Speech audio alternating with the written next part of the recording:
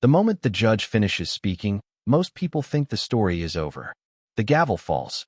The sentence is read. Cameras stop rolling. Families cry. And the courtroom slowly empties. But for the person who has just been convicted, that moment is not the end. In many ways, it is the beginning of something far more powerful and far more hidden. Because once the sentence is handed down, a second system quietly takes control.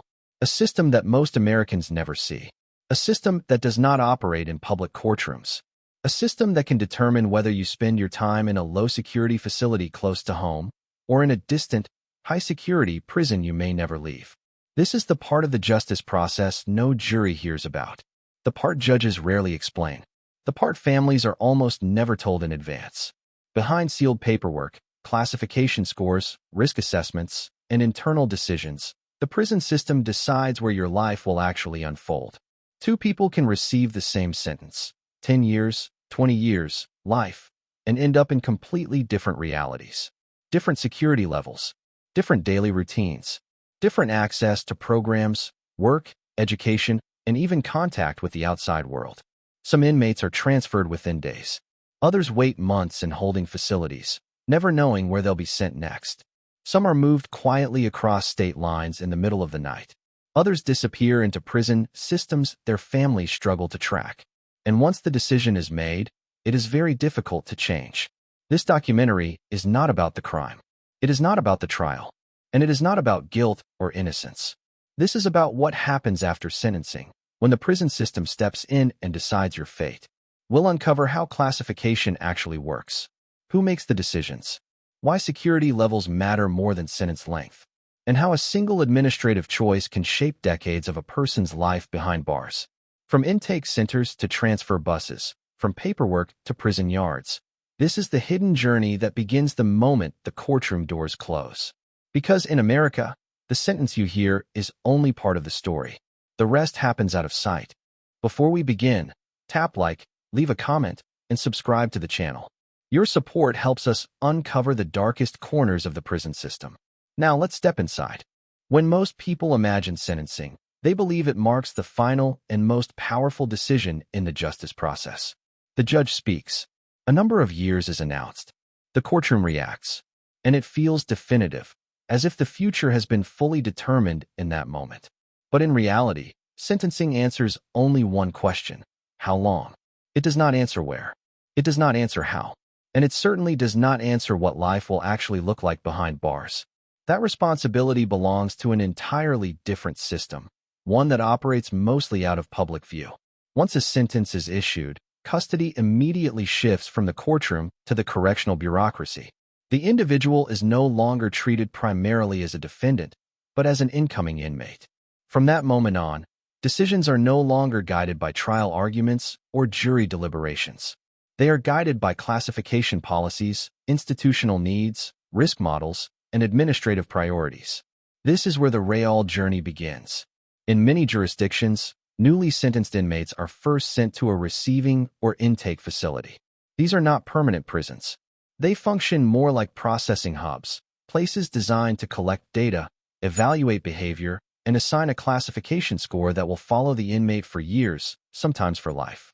At intake, the system begins building a profile. It includes criminal history, sentence length, prior incarcerations, age, education level, disciplinary history, and sometimes psychological assessments. Even details that seem minor, such as the age of the offender at first arrest or whether the offense involved co-defendants, can influence how the system perceives risk. Importantly, this process is not the same as sentencing. Judges do not typically control security levels. Jurors do not weigh in on facility placement. And families are almost never told how these decisions will be made or when they will happen. The court's role ends at the sentence. Everything after that is handled internally. What surprises many people is how quickly control is lost. In some cases, inmates are transferred within days of sentencing, before families even understand where they're being held. In others, they may sit in county jails for weeks or months, waiting for bed space to open in the prison system. During that waiting period, decisions are already being made, quietly, without input from the outside. And once a classification score is assigned, it becomes extremely influential. That score helps determine whether someone is sent to minimum, medium, or maximum security.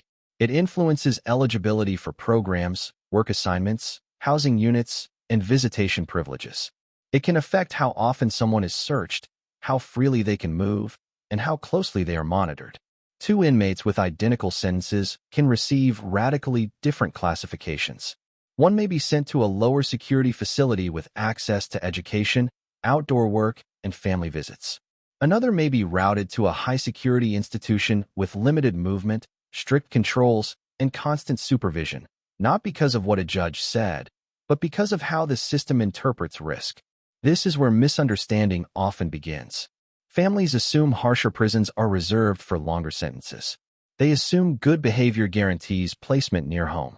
They assume transfers are rare and carefully explained. In reality, prison placement is fluid, strategic, and often impersonal.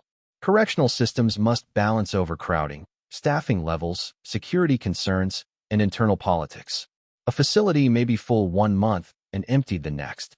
A new policy may suddenly reclassify hundreds of inmates.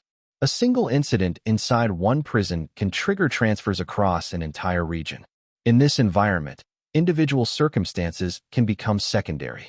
What matters most is how the system categorizes someone at intake, and how that category fits into its operational needs at that moment. Another critical reality is that inmates rarely know what's happening in real time. They are not briefed on classification meetings. They do not attend placement discussions. They often learn where they're going only when they're told to pack. Sometimes that notification comes with hours of notice. Sometimes minutes. Transfers may happen overnight. Transport vehicles leave before dawn. Names are called. Chains are applied. And people are moved across counties, states, or entire regions with little explanation. For families, this can feel like disappearance. Phone calls stop. Mail is returned. Online inmate locators lag behind reality. And for days or weeks, loved ones may not know where someone has been sent or how to contact them. All of this happens after sentencing, not during it. The public narrative focuses heavily on trials and verdicts because they are visible. They are dramatic. They happen in open court. But the far more consequential decisions, the ones that shape daily life for years, happen later, inside administrative systems few outsiders ever see. And once those decisions are made, reversing them is difficult. Appeals focus on convictions, not placements. Judges rarely intervene in classification. And correctional departments are given broad discretion to manage their populations as they see fit. This means that for many inmates, the prison they are assigned to becomes their real sentence. Not the number of years, not the charge, but the environment they must survive every day. Understanding this distinction is essential because everything that follows, security level, movement, transfers, and long-term confinement, flows from the decisions made immediately after sentencing. And those decisions are rarely as transparent, predictable, or fair as most people assume. By the time an inmate reaches the prison system, the most important decision about their future is no longer legal, it's administrative. This is where classification takes over, and where the prison system begins translating a human life into a set of numbers, categories, and risk labels. Classification is the process used by correctional authorities to decide how dangerous, how controllable, and how resource-intensive an inmate is perceived to be. It is often described as objective, data-driven, and neutral. In practice, it is one of the most powerful and controversial mechanisms in modern corrections. At its core, classification is about control. Prison systems are not designed around rehabilitation first. They are designed around order, predictability, and risk management. Every inmate represents a variable the system must manage: potential violence, escape risk, influence over others, and the likelihood of causing disruption. Classification exists to sort those variables into manageable groups. The process usually begins almost immediately after intake. Correctional officers and classification staff collect information from multiple sources: court records, police reports, prior incarceration history, disciplinary files, and sometimes psychological screenings. The inmate may be interviewed, but these interviews are often brief and procedural. The goal is not to understand the person. It is to place them into a category that fits the system's needs. One of the most misunderstood aspects of classification is that sentence length alone does not determine security level. A person serving 5 years for a violent offense may be classified higher than someone serving 20 years for a nonviolent crime. Prior behavior inside jails, gang affiliations, history of escape attempts, and even perceived leadership qualities can outweigh the severity of the conviction itself. Risk, in this context, is not just about what someone has done, it's about what the system believes they might do. Classification systems vary by jurisdiction, but most rely on scoring models. These models assign points based on specific factors: age at first arrest, number of prior convictions, institutional misconduct, and sometimes factors as subtle as employment history or educational attainment. Each point adds weight. Each category narrows options. Once the score crosses certain thresholds, entire pathways close. Lower security facilities become unavailable. Program eligibility shrinks. Transfer options narrow. And in some systems, that initial classification score can follow an inmate for decades, regardless of growth or change. What makes this process especially opaque is that many inmates never see their full classification file. They may be told their security level, but not how it was calculated. They may not know which factors hurt them most, and they often have little opportunity to challenge inaccuracies, even when records contain errors. A single misreported incident can change everything. An incorrect gang designation, a disciplinary infraction entered under the wrong name, a police report that exaggerates involvement. Once these details are embedded in the system, they are difficult to remove. Classification committees tend to rely on existing documentation rather than reinvestigating cases. The file becomes truth, even if that truth is flawed. Another critical factor is institutional behavior, especially early on. How an inmate behaves during intake, holding, and early custody can heavily influence classification outcomes. Minor infractions, refusing orders, verbal confrontations, failure to follow procedures, can be interpreted as signs of future instability. In a system designed to anticipate problems before they happen, early impressions matter disproportionately. This is why some inmates are advised, unofficially, to remain silent, compliant, and invisible during intake. The system rewards predictability. It punishes uncertainty. Any behavior that introduces unpredictability increases perceived risk. But classification is not purely individual.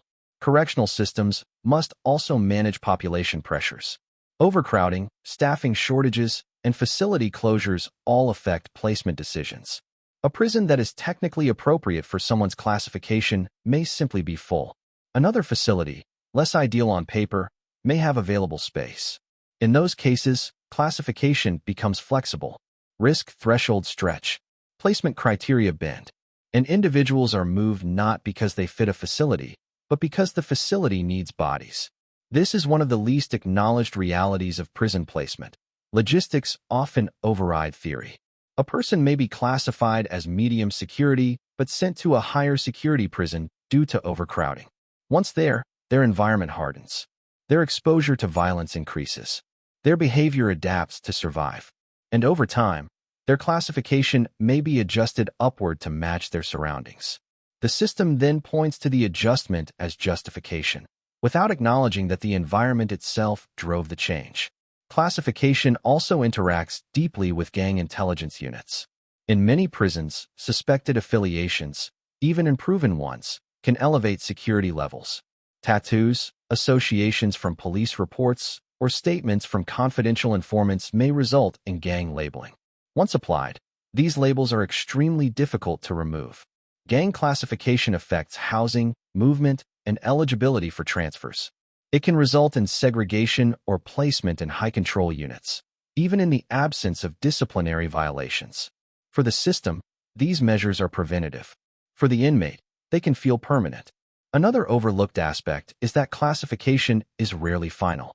In theory, inmates can be reclassified over time based on good behavior, program participation, and institutional adjustment. In practice, upward mobility is slow. Downward mobility, toward higher security, happens much faster. One serious incident can erase years of compliance. This imbalance creates a climate where inmates understand that one mistake can redefine their entire incarceration. That pressure shapes behavior, relationships, and survival strategies inside prison walls. What emerges from all of this is a system that appears rational on paper, but deeply subjective in application. Two inmates with similar backgrounds can receive different classifications depending on the facility, the staff involved, or the timing of their intake. Classification is influenced not only by policy, but by human judgment, and human judgment is shaped by stress, assumptions, and institutional culture. By the time classification is complete, the inmate's path has narrowed dramatically. Their prison has likely been selected, their security level set, their daily reality largely determined. And all of it happens quietly, without public scrutiny, after sentencing has already faded from the headlines. In the next chapter, we'll follow what happens when classification decisions turn into action, when inmates are physically moved, transferred, and delivered into the environments those scores assign them to. Because once the paperwork is finalized, the system doesn't just decide your fate. It transports you into it. Once classification is complete, the decision is no longer theoretical. It becomes logistical. Paperwork turns into orders. Schedules are set. And the prison system begins the process of physically moving human beings into the environments it has chosen for them. This stage is known simply as transfer, but the word barely captures what it actually represents. Transfers are the point where the abstract machinery of corrections becomes real. This is where inmates are removed from holding facilities, county jails, or intake centers and delivered into permanent confinement. For many, it is the first time they fully understand what their sentence truly means. Transfers rarely come with explanation. In most cases, inmates are not told weeks in advance. There is no formal briefing. There is no opportunity to prepare emotionally or practically. Instead, names are called, often early in the morning. Belongings are gathered quickly. Chains are applied, and movement begins. For the system, secrecy is intentional. Advance notice increases anxiety, resistance, and risk. Sudden transfers reduce the chance of disruption. They limit communication. They prevent coordinated behavior. From an operational standpoint, unpredictability maintains control. From a human standpoint, it creates fear and disorientation. Many inmates describe transfers as some of the most stressful moments of their incarceration, not because of physical danger, but because of complete uncertainty. They may not know where they are going, how long the trip will take, or when they will be able to contact their families again. Some transfers are local. Others span hundreds or thousands of miles. In federal systems and large state systems, inmates may be transported across multiple jurisdictions. A person sentenced in one city may serve time in another state entirely. These moves can happen without warning, without explanation, and without regard for family proximity. The vehicles themselves are designed for control, not comfort. Transport buses are reinforced, windowless, and tightly secured. Inmates are restrained for the duration of the journey. Stops are limited. Communication is restricted. Meals are basic and timed. Restroom access is controlled. The journey can last hours. It can last days. For long-distance transfers, inmates may be held overnight at multiple facilities along the way. Each stop introduces new staff, new rules, and new uncertainties. Property may be searched repeatedly. Paperwork checked again and again. Delays can occur for reasons never explained.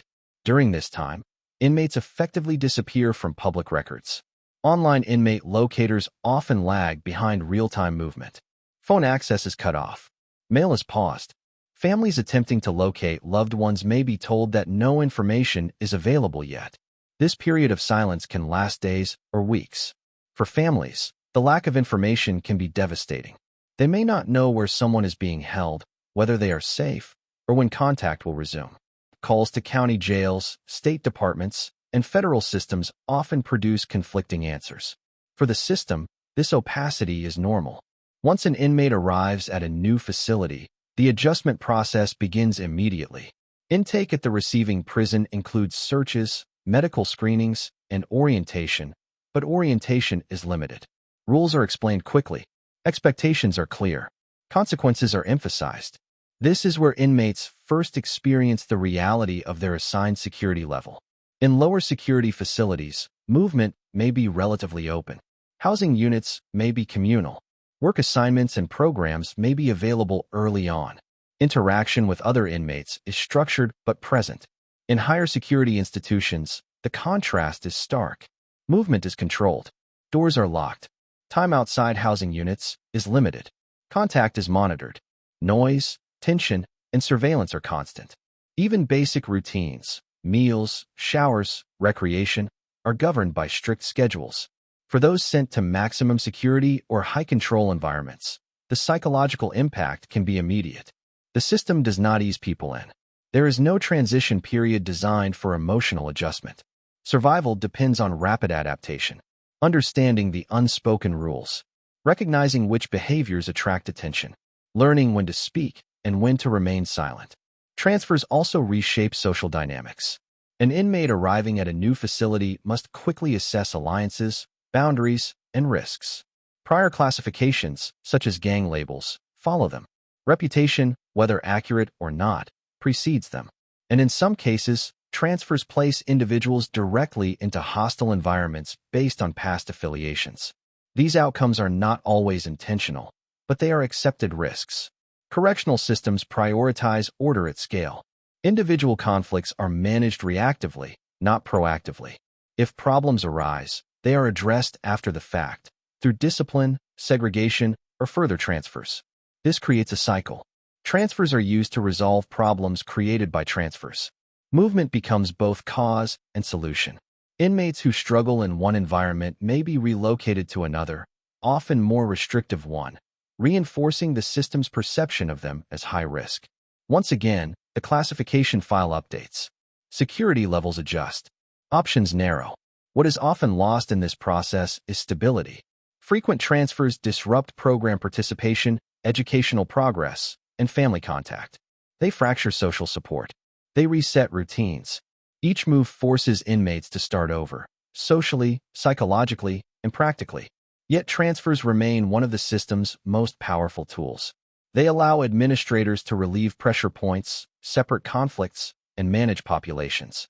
They allow the system to move problems away rather than resolve them at the source. And once the transfer is complete, the inmate's world shrinks to the boundaries of a new institution, one they did not choose, one they may not understand, and one they may not leave for years. In the next chapter, we'll examine what happens after arrival, how security levels shape daily life, and why the prison you're sent to often matters more than the length of your sentence. Because once the system moves you, it doesn't just confine your body, it defines your entire existence. By the time an inmate settles into a permanent facility, the most important question is no longer how long they will be incarcerated. It is where they are being held and under what level of control. Security level is the lens through which every aspect of prison life is filtered. It dictates movement, interaction, opportunity, and exposure to danger. Two inmates serving identical sentences can experience incarceration in ways so different they might as well be living in separate systems. This is why security level often matters more than sentence length. Prison systems typically divide facilities into categories: minimum, low, medium, and maximum security, with variations and hybrid models in between. These labels sound simple, but their impact is profound. In lower security environments, the goal is containment with minimal force. In higher security settings, the goal shifts toward constant control and deterrence. At minimum and low security prisons, inmates may live in dormitory-style housing or open units. Movement is relatively fluid within designated areas. Work assignments are common, including maintenance, food service, and external labor details in some jurisdictions. Educational programs and vocational training are more accessible. Contact with the outside world is also more consistent. Phone calls are more frequent. Visits are less restrictive. In some facilities, inmates can spend hours outside their housing units each day. The environment, while still restrictive, allows for routine and predictability. For many inmates, this predictability is survival. In contrast, medium and maximum security facilities operate under a fundamentally different philosophy. Housing is more controlled. Cells are locked for longer periods. Movement occurs in stages and under supervision. Schedules are rigid. Surveillance is constant. At the highest security levels, control is absolute. Inmates may spend most of their day in cells. Movement outside housing units is limited and often escorted. Recreation may occur in small, enclosed spaces. Interaction with other inmates is tightly regulated or minimized. In some facilities, silence is enforced not through rules, but through environment. The psychological effects of these differences are immense. In lower security settings, inmates can establish routines, relationships, and long-term goals. In higher security environments, life becomes reactive. Attention is focused on immediate compliance, situational awareness, and avoiding conflict. This constant vigilance reshapes behavior. Inmates adapt to survive. They learn to read staff patterns, understand unspoken rules, and manage perceptions. Mistakes carry heavier consequences. A minor infraction in a low-security facility might result in a warning. The same behavior in a maximum security environment can trigger segregation or reclassification. This imbalance reinforces the system's hierarchy. Once someone enters a higher security environment, climbing back down is difficult. Security levels tend to be sticky. Good behavior is expected, not rewarded. Infractions, however small, are remembered. This creates a one-way ratchet effect. Movement toward higher control happens quickly. Movement toward lower control happens slowly, if at all. Security level also determines access to opportunity. Educational programs, therapy, substance abuse treatment, and vocational training are often limited or unavailable in higher security prisons. Staff resources are focused on control rather than development. Waiting lists are long. Eligibility requirements are strict. As a result, inmates in high-security environments have fewer chances to demonstrate progress, which in turn justifies keeping them at high security. This feedback loop is rarely acknowledged. Another critical consequence is exposure. Higher security prisons concentrate individuals deemed high risk. This increases the likelihood of violence, intimidation, and coercion. Inmates may be forced to align with groups for protection. Neutrality becomes difficult. The cost of isolation rises. In these environments, reputation matters. Past behavior, perceived affiliations, and even rumors can affect daily safety. New arrivals must quickly assess threats and establish boundaries. Staff intervention is reactive, not preventative. Problems are addressed after incidents occur. The environment itself becomes a shaping force. Security level also affects disciplinary responses. In high-security settings, discipline escalates rapidly. Segregation, loss of privileges, and transfer to even more restrictive units are common tools. The margin for error is narrow. For inmates serving long sentences, this reality compounds over time.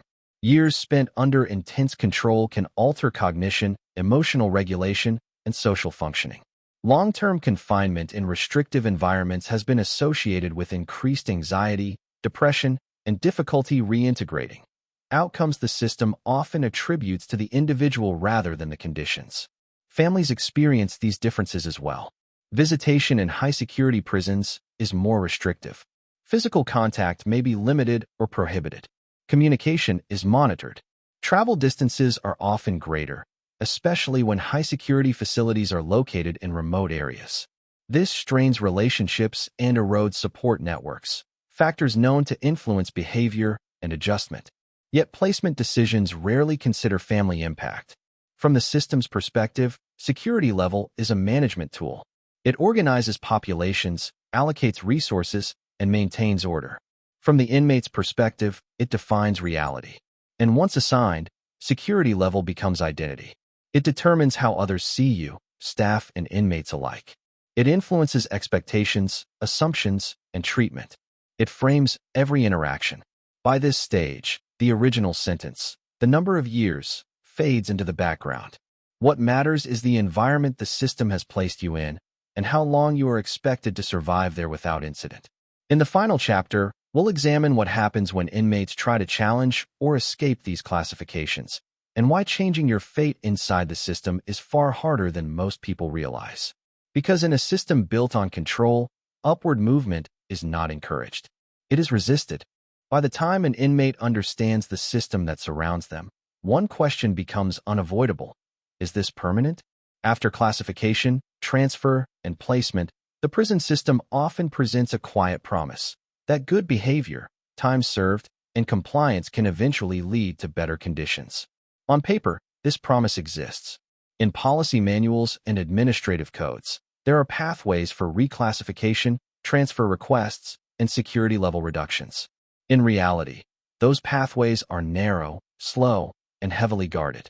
Reclassification is the mechanism through which inmates can theoretically change their assigned security level. It is supposed to reward stability, discipline, and participation in programs. It is meant to reflect growth and reduced risk over time. But reclassification operates under the same logic as initial classification. Risk avoidance comes first. Correctional systems are structured to prevent failure, not to promote improvement. A successful reclassification that later results in an incident reflects poorly on the system. A denied reclassification that maintains control does not. This imbalance shapes every decision. As a result, the burden of proof rests almost entirely on the inmate. To be considered for a lower security level, an inmate must demonstrate sustained compliance, often over years. Disciplinary records must be clean. Program participation must be documented. Staff evaluations must be positive. Even then, approval is not guaranteed. Reclassification committees review files, not people. They rely on reports, summaries, and historical data. Face-to-face interaction is limited or non-existent. Decisions are made collectively, diffusing accountability. A single negative note can outweigh dozens of positive ones. An old infraction, even if minor, can resurface. A past gang designation may still carry weight. A staff member's subjective assessment can stall progress indefinitely. And unlike court decisions, these outcomes are rarely appealable in any meaningful way. Administrative appeals exist, but they focus on process, not substance. Inmates can argue that procedures were not followed, but not that the decision itself was unfair. Courts typically defer to correctional authorities, citing institutional expertise and security concerns. This deference grants prison systems enormous discretion. Transfers, similarly, are framed as opportunities but function as tools of control. An inmate may request a transfer closer to family or to a lower security facility. These requests are evaluated against institutional needs, not personal circumstances. Overcrowding, staffing shortages, and internal politics frequently override individual considerations. Even approved transfers can be double-edged. A move to a new facility resets social dynamics. It may disrupt progress. It may introduce new risks. And in some cases, transfers are used punitively, moving individuals away from support networks after conflicts or complaints. Choice, in this system, is limited. Inmates do not choose their facilities. They do not choose their security levels. They do not choose when or where they are moved. They respond. This reality shapes behavior inside prisons. Some inmates pursue compliance relentlessly, minimizing attention, avoiding conflict, and following rules precisely. Others disengage, recognizing that the effort required to change outcomes may not yield results. Some adapt strategically, learning how to appear compliant while navigating informal power structures. None of these responses are irrational. They are adaptations to a system where control is centralized and mobility is restricted. The idea of rehabilitation is often discussed, but its implementation depends heavily on placement. Access to programs, education, and treatment is uneven. In higher security environments, opportunities are scarce. Waiting lists are long. Eligibility is strict. This creates a paradox. Inmates who need the most support often have the least access to it. Inmates with the best access are already deemed lower risk. The system then points to participation as evidence of progress, without acknowledging the barriers it has created.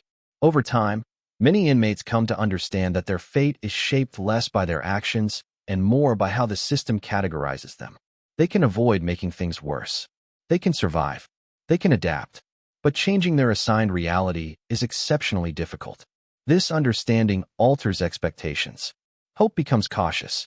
Goals become short-term. The focus shifts from transformation to endurance. And for those serving long sentences, this endurance becomes life.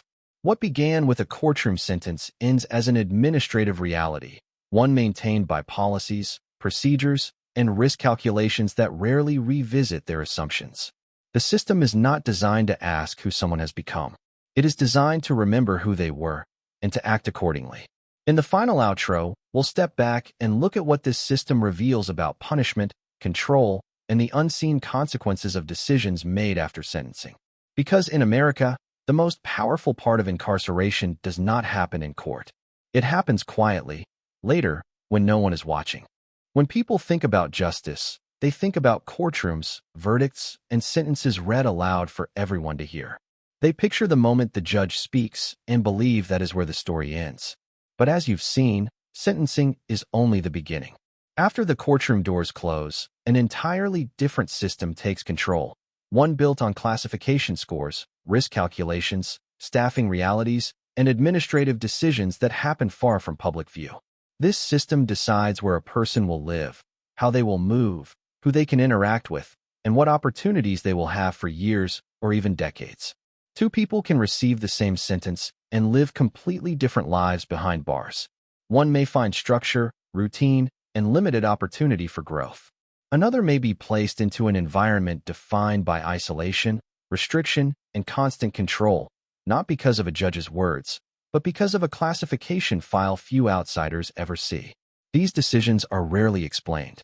They are rarely challenged, and they are almost never revisited in a meaningful way. Families feel the consequences immediately, through distance, silence, and uncertainty. Inmates feel them every day, through locked doors, limited movement, and the slow realization that their future is being shaped by processes they cannot see or influence. This is not a story about individual guilt or innocence. It's a story about power, systems, and the hidden machinery of incarceration that operates after sentencing fades from the headlines. Understanding this process matters because it reveals a truth many people never confront. The most impactful part of punishment in America is not always the length of the sentence, but the conditions under which that sentence is served. And those conditions are decided quietly, administratively, and with very little public scrutiny. If this documentary changed how you think about incarceration, classification, and control, take a moment to support the channel. Thanks for watching. Like, share, and subscribe.